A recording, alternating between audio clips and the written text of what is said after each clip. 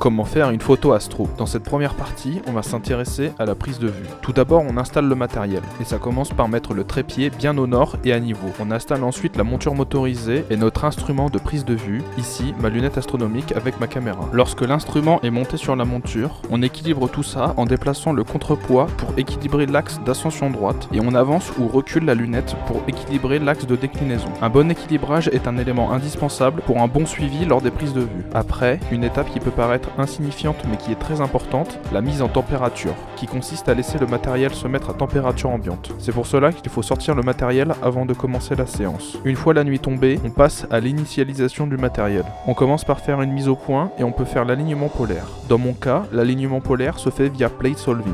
C'est une méthode informatisée qui permet d'être plus précis et moins prise de tête. Ceux qui font encore avec le viseur polaire savent de quoi je parle. Le plate solving consiste à faire une première photo, puis de décaler l'axe d'ascension droite de 60 degrés et de faire une nouvelle photo. Le but est de comparer les deux images avec une base de données pour aligner la monture. Pour ce faire, avec l'ASIER, il faut essayer de centrer le plus possible le petit rond avec l'aide des vis de serrage de latitude et de longitude. Une fois que la monture est bien alignée, on peut mettre le filtre qu'on va utiliser pour la séance et aller faire une mise au point précise sur une étoile assez brillante. La mise au point se fait avec ça.